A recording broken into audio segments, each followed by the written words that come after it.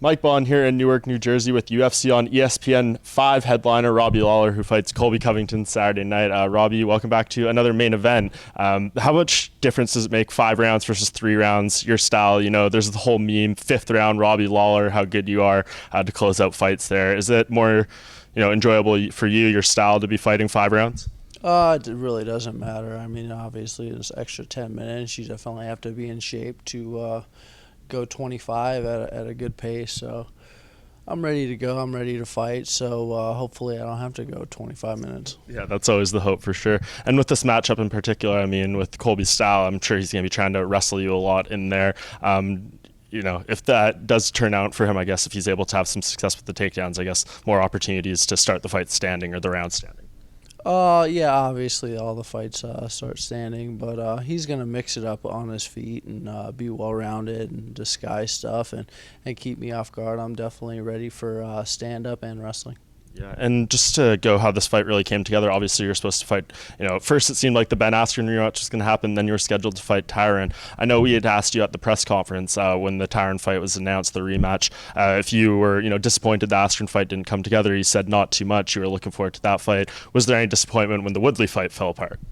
No disappointment. It is what it is. You can't control like what everyone else is doing, their health, who they want to fight, those kinds of things. So it's just on to the next thing. And Colby popped up about 5 weeks ago and talked to my coaches, my manager, and they thought it was a good fight. So. Yeah, definitely. Was there any discussion about, staying on that card in Minneapolis against someone else, or was it, if the Woodley fight wasn't happening, it just didn't make sense anymore? Yeah, I don't really remember what happened. Just moving on, and that's it. Yeah, I mean, and of course you said 5 weeks ago or so, it seemed like they really needed a main event on this card. They came to you guys. What was the discussion with your coaches? You said they seemed like it was a good idea, but what was the kind of monologue there between all you guys? Hey, what do you think of this fight? Oh, okay, yeah, that's a good one. I think it's good. All right, let's take it.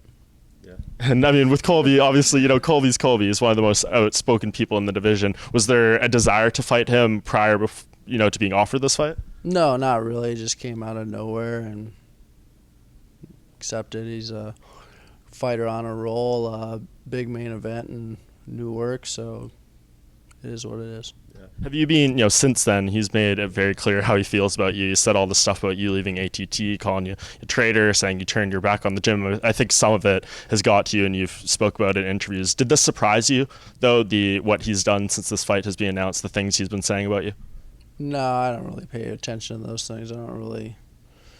People, it's not a reflection of me. And he's doing what he thinks he needs to do to create whatever he's trying to create, and I'm just going to stay in my lane and train hard and get ready for fights.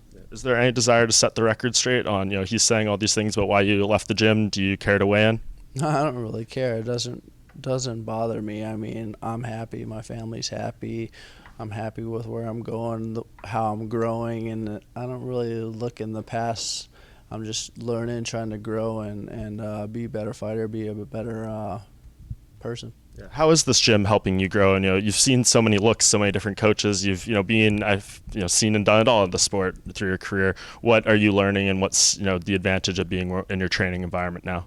Yeah, we have a lot of good training partners, really good coaches, and we mesh well together. So when you have a good atmosphere with good people around you, it's just nice. A lot of different training partners. Greg Jones helping me out with my wrestling. Logan Storley's there. Henry Hoof's getting me ready, getting my striking sharp, and we have a wide variety of really good kickboxers, good wrestlers, and some good MMA fighters. So it's just a breeding ground for good competition and getting better. Yeah, and be honest, how many people since this fight have been announced have came up to you and be like, I want you to kick Colby's ass or something like that? Like, it seems like, they are getting very excited about the chance of you, knocking him out, being the guy who kind of silences him away. Yeah. You got a lot of that? Yeah, I don't really focus on those things. No one really. Fans, nothing, no one? Nah, just chilling. Yeah. Just doesn't really matter. Just focus on getting better every day and trying to get a correct amount of sleep, eating right, and just doing the right things. Sure. Kamaru Usman did an interesting interview not long ago. He got asked, there's so many contenders in this division right now. It seemed like, a lot of people vying for the title shot. He said that he thinks out of anyone, you are the most difficult fight for him because you guys have, shared the training room. Maybe you know what he's about more than some other people.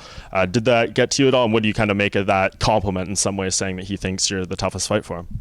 I mean, he's just answering questions that the media puts out there. I mean, it is what it is, and I don't put much into it. I mean, he's a good dude, and I don't really focus too much on that stuff.